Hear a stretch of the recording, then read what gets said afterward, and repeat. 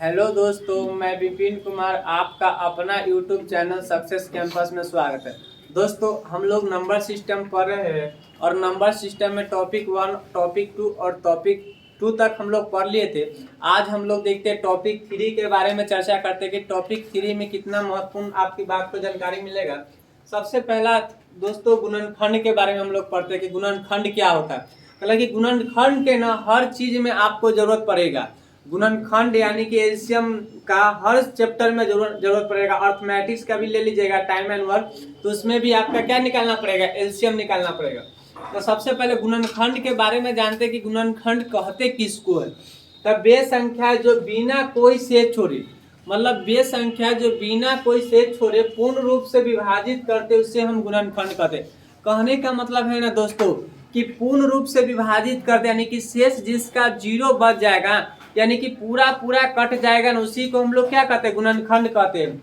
वे संख्या जो पूर्ण रूप से, वे संख्या जो कोई शेष छोड़े पूर्ण रूप से विभाजित करे उसको हम लोग क्या कहते हैं, गुणनखंड कहते हैं। यानी कि 6 लीजिएगा तो 6 के गुणनखंड कौन कौन संख्या हो सकता है, 1 भी हो सकता है, 2 भी हो सकता है, 3 भी हो सकता है और 6 भी हो सकता है। कहने का मतलब है कि 6 को अगर 1 से भाग दीजिएगा तब पूरा पूरा विभाजित यानी कि पूरा पूरा कट जाएगा। यानी कि 6 को 1 से भाग दीजिएगा तो पूरा पूरा कट जाएगा।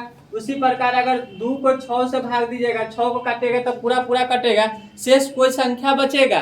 शेष 0 छोड़ के दूसरा कोई संख्या बचेगा, कोई संख्या नहीं बचेगा।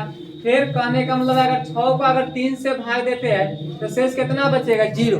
कोई संख्या बचा पूरा पूरा काट दे, उसी को हम लोग क्या कहते हैं, गुणनखंड। और 6 में 6 से भाग देता है, इसको भी शेष क्या बचेगा, 0।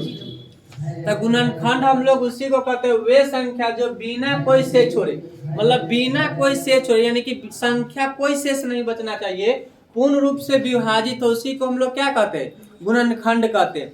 नेक्स्ट पॉइंट आता है कि अभाज्य गुणनखंड। अभाज्य गुणनखंड किसको कहते हैं, जब किसी संख्या को उसके अभाज्य गुणनखंड के रूप में लिखा जाता है। कल वाला क्लास में हम आपको अभाज्य गुणनखंड के बारे में समझाए थे। जब किसी संख्या को उसके अभाज्य गुणनखंड के रूप में लिखा जाता है तो उससे अभाज्य गुणनखंड कहते हैं।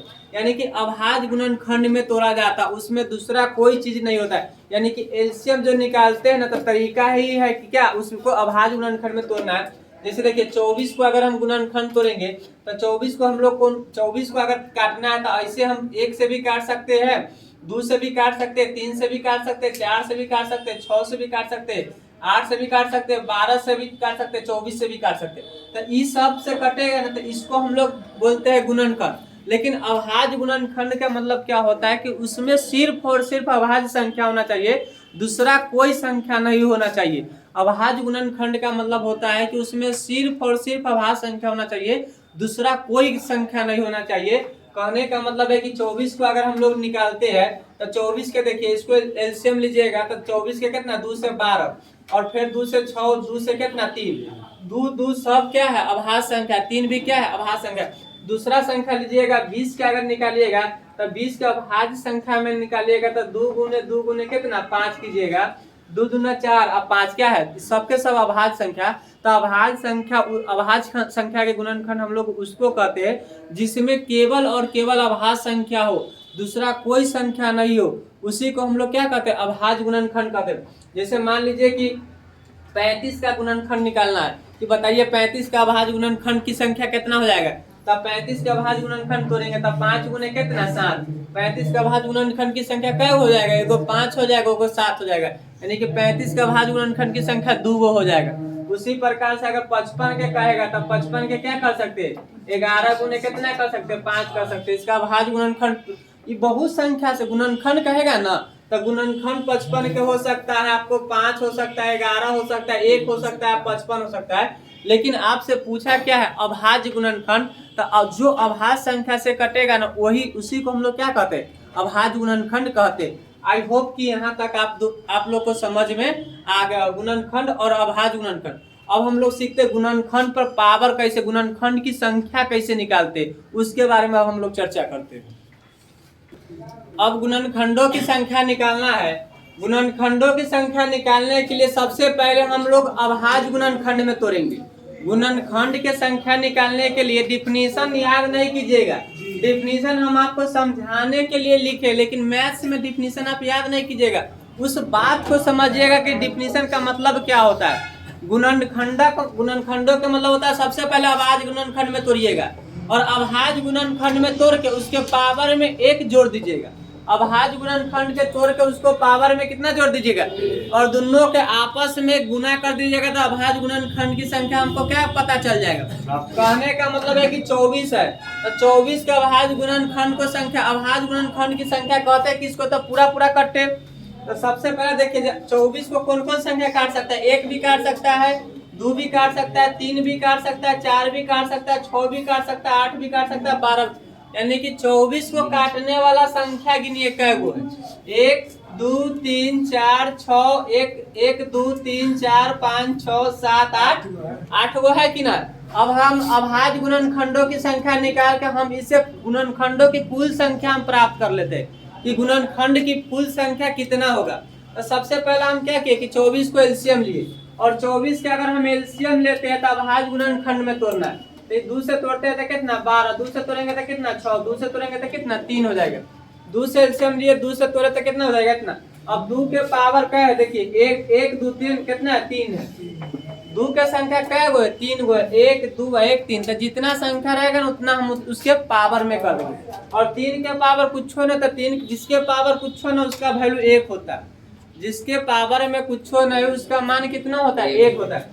और हम फिर उसके बाद क्या बताए थे कि पावर में आप 1 जोड़िएगा, पावर में जब आप 1 जोड़िए, दोनों के पावर में आप 1 जोड़िएगा तो 3 1 कितना हो जाएगा 4 हो जाएगा, 1 और 1 कितना हो जाएगा।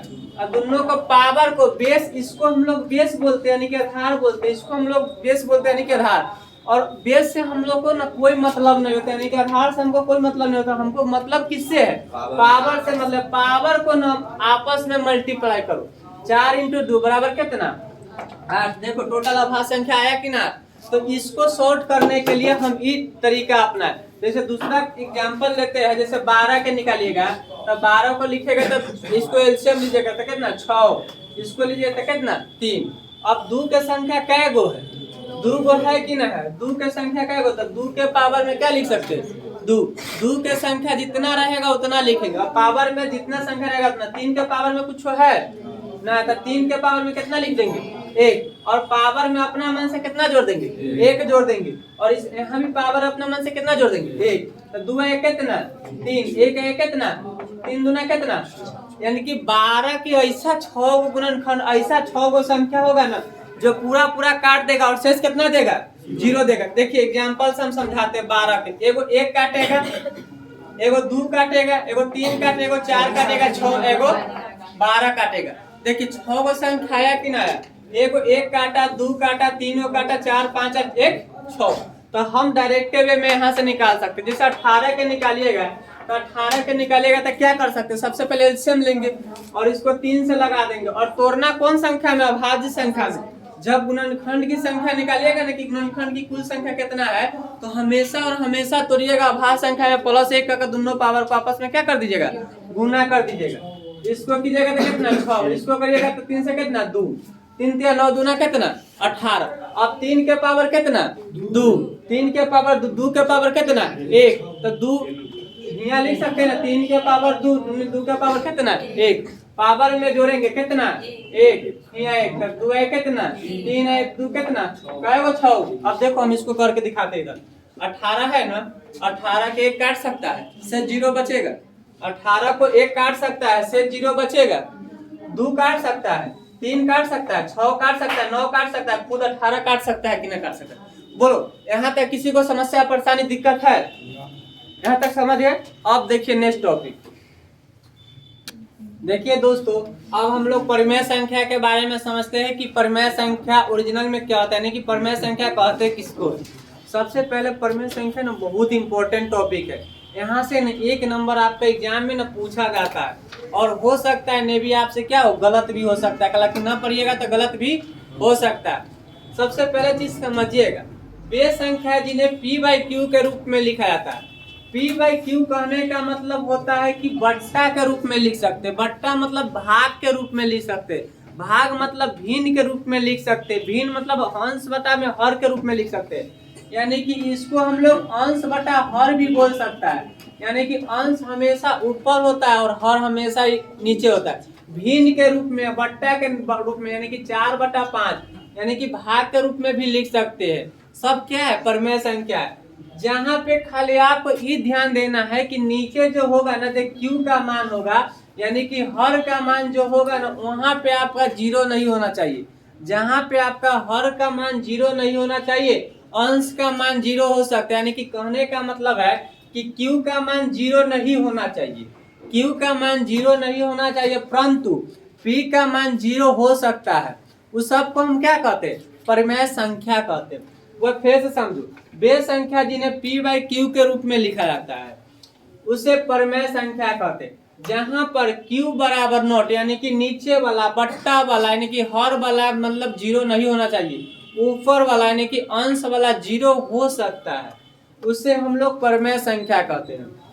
जहां पे एग्जाम्पल से समझिए, 7/5, देखिए बट्टा या भिन्न के रूप में लिखे कि ना लिखे, ऊपर वाला को हम लोग अंश लिखते हैं और नीचे वाला को हम लोग हर लिख सकते हैं। इसका माइनस और प्लस दोनों में लिख सकते हैं। और पूर्णांक संख्या, हम दोनों के पूर्णांक संख्या हम बताए थे कि पूर्ण संख्या और प्राकृतिक संख्या दोनों मिलकर क्या बना देते हैं? पूर्णांक संख्या बनाते हैं। यानी कि प्लस और माइनस दोनों मिलकर, पूर्णांक का मतलब क्या होता है कि दोनों चीज आ जाता है, प्लस भी आ जाता है और माइनस भी आ जाता है, और प्लस और माइनस दोनों रहेगा ना, फिर भी क्या उसको परिमेय संख्या हम लोग बोल सकते हैं। जैसे 7/5 है, ये भी क्या है? परिमेय संख्या है। -1/2 है, ये भी क्या है? परिमेय संख्या है। 0/1, यानी कि बट्टा में खाली हमको क्या देखना है कि नीचे में 0 नहीं हो, माइनस में हो, प्लस में हो, सबके सब क्या हो जाएगा? परिमेय संख्या हो जाएगा।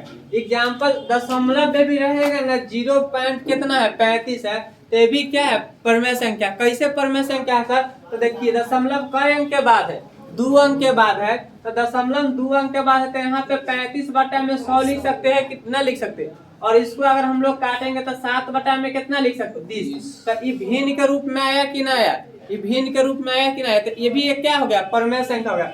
25 है, तो 25 को हम लोग लिखते हैं तो 25 में कितना? 100, यानी कि 1/4, यानी कि ये भी भिन्न के रूप में, यानी कि बट्टा के रूप में, पी बाई क्यू के रूप में आया कि ना? इसको आप पी समझ लीजिए और इसको आप क्यू समझ लेते, ये भी भिन्न के रूप में आ गए, तो इसको भी हम लोग क्या बोलते हैं? परिमेय संख्या बोलते हैं।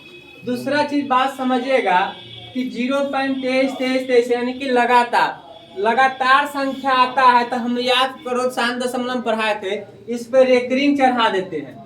अगर लगातार संख्या आता है तो उस पर हम लोग रेकरिंग चढ़ा देते हैं। और 2 और 3 रिपीट हो रहा संख्या, तो 2 और 3 पर हम लोग क्या कर दिए? रेकरिंग चढ़ा दिए। और जितना पर रेकरिंग चढ़ाते उतना बट्टा में 9 देते हैं, जितना पर रेकरिंग चढ़ाते हैं उतना बट्टा में 9 देते, तो इसको हम लोग क्या लिख सकते हैं? 23 बट्टा कितना लिख सकते हैं? 99। तो ये भी भिन्न के रूप में आ गया कि ना आ गया? तो इसको हम लोग भी क्या बोलते हैं? परिमेय संख्या, यानी कि लगातार रिपीट हो संख्या, यानी कि रिपीट नहीं होगा। वैसे कहने का मतलब है 1 आएगा, 1.2 3 4 5 6 7 0 7 कुछ, जब रिपीट न होगा ना, तो उसको हम लोग परिमेय संख्या नहीं बोलते, उसको हम लोग अपरिमेय संख्या बोलेंगे। ठीक है। रूट के अंदर जिनका वर्गमूल निकालना होगा, रूट के अंदर जिनका वर्गमूल निकलेगा उस सबके सब कौन संख्या है? परिमेय संख्या। जैसे एग्जांपल में समझिए कि 4 का वर्गमूल कितना होता है? 2 होता है। 9 का वर्गमूल कितना होता है? 3 होता है। तो 2 बट्टा में नीचे कुछ होने तो बट्टा में 1 लिखेंगे कि ना लिखेंगे? तो बताइए, ये परिमेय संख्या हो गया कि ना हो गया? अगर 9 का वर्गमूल निकाले 3, तो 3 बट्टा में कितना लिख सकते? 1 लिख सकते, तो ये भी परिमेय संख्या हुआ कि ना हुआ? अगर 16 के निकालेंगे तो 16 के हम लोग लिख सकते हैं कि ना, 4 बट्टा में कितना? 1। ये भी क्या हो गया? परिमेय संख्या आपका हो गया। दूसरा नंबर कहता है कि किसी दो संख्या के बीच में परिमेय संख्या कितना होती है? तो दो संख्या के बीच में ना परिमेय संख्या अनंत होती है। दो संख्या के बीच में परिमेय संख्या अनंत होती है। एग्जाम्पल में समझिए कि 1 और 2 है। एग्जाम्पल में समझिए कि किसी 1 और 2 के बीच में, 1 और 2 के बीच में आने वाली परिमेय संख्या कितना होगी? तो अनंत होगी।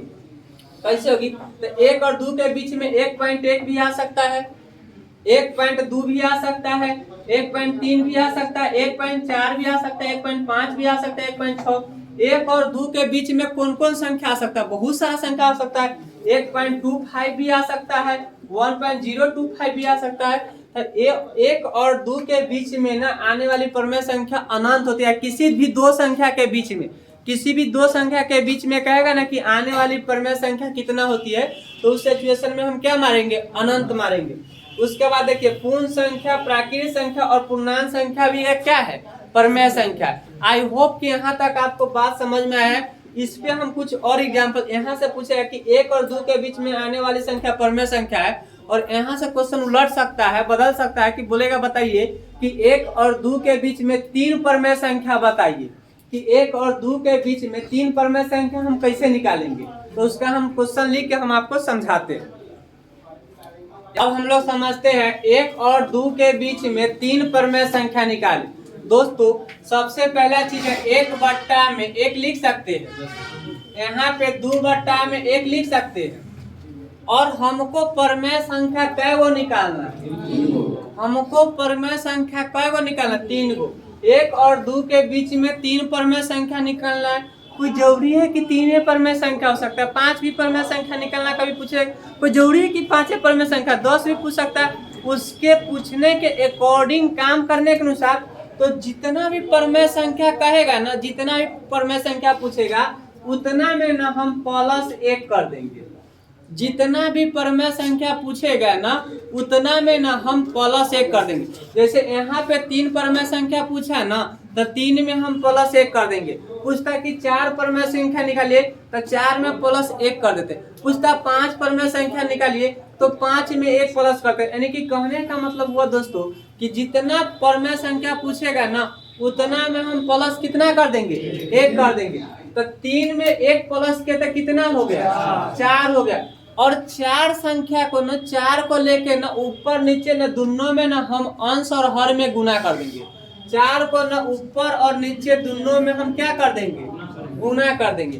ध्यान से देखिएगा, जितना परमेय संख्या कहेगा उतना में हम एक ऐड करेंगे, यानी कि एक जोड़ देंगे, और हर और अंश में दोनों में क्या कर देंगे, गुना कर देंगे। इसमें भी उतना संख्या से हम क्या कर देंगे, गुना कर देंगे। यहाँ तक कोई की दिक्कत नहीं होना चाहिए, आशा करते समझ गए। अब देखिए चार में 1 से गुना करेंगे तो कितना, चार में 1 से गुना करेंगे तो कितना, 4, और दो में 4 से गुना करेंगे तो कितना, 8, और 8 4 में 1 से गुना करेंगे तो कितना। ये क्यों करते हैं गुना, क्योंकि हर को न समान करने के लिए गुना इसीलिए करते हैं दोस्तों, क्योंकि उससे न हर समान हो जाए, और हर समान हो जाएगा ना तो उसके बाद हम आसानी से निकाल लेंगे।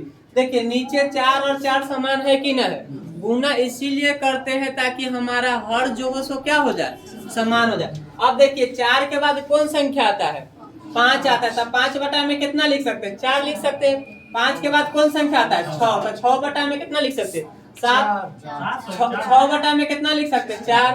फिर 6 के बाद कौन संख्या आ जाएगा, 7, तो 7 के बाद कितने संख्या आ गया, 7 बटा में कितना, 4। तो बताइए एक और दो के बीच में तीन संख्या आया कि ना आया, 5 बटा में कितना आया, 4 आया। 6 बटा में कितना आया, 4 आया। 7 बटा में कितना आया, 4 आया। तो तीन गो संख्या बीच में कौन कौन आ गया, 5 बटा में 4, 6 बटा में 4, 7 बटा में 4। दोस्तों देखिए 5 में 4 से भाग दीजिएगा तो 1.25 आ जाता है, तो एक और दो के बीच में हुआ। फिर अगर 6 में 4 से भाग दीजिएगा तो 1.5 आ जाएगा, तो 1.5 आ गया। फिर 7 में 4 से भाग दीजिएगा तो 1.25 के आसपास आ जाएगा। तो हम आशा करते हैं कि समझ में आया होगा। एक क्वेश्चन और देते हैं, मान लीजिए कि यहाँ पे 1 न देके और यहाँ पे कितना दे देता, 5 दे देता। यहाँ पे क्वेश्चन समझिएगा, अभी लिखिए नहीं, समझिए।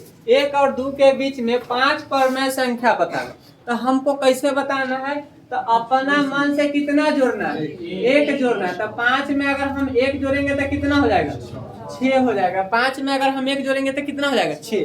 तो हम क्या लिख सकते हैं, 1 बटा में कितना, 1। अब गुना कितना करेंगे, जितना 6 से, यानी कि 6 यहाँ लिखेंगे और यहाँ पे भी 6 लिखेंगे। यहाँ पे क्या लिखेंगे, 2 लिखेंगे, और यहाँ पे ऊपर नीचे अपना मन से कितना, 6। कल क्यों गुना करते हैं 6 से, क्योंकि हर में हमको क्या करना है, बराबर करना है। तो यहाँ पे 6 बटा में 6 लिख सकते हैं। यहाँ पे 6 गुना कितना, 12 बटा में कितना, 6। यहाँ पे 7 बटा में कितना लिख सकते हैं, 6। 8 लिख सकते हैं, 9 लिख सकते हैं, 10 लिख सकते हैं, 11। गिनिए 6 और 7 के बीच में 5 गो संख्या आया कि ना, 7, 8, 9, 10, 11। तो आई होप कि आशा करते हैं कि आप अब क्या हो गए होंगे, समझ गए होंगे इस टाइप के question. Most very very important है, इस टाइप के क्वेश्चन पूछा जाता है। ठीक है, देखिए लिखिए। तो दोस्तों आज पर रहने दीजिए, इतना ही पर मिलते हैं हम लोग नेक्स्ट क्लास में, यानी कि कल के क्लास में। कल इस पे और क्वेश्चन हम लोग अगला वीडियो में और क्वेश्चन इस पे देखेंगे। अभी पूरा खत्म नहीं हुआ है, अभी परमेय संख्या के बारे में सिर्फ और सिर्फ चर्चा किए। मिलते हैं नेक्स्ट क्लास में हम लोग। जय हिंद, जय भारत।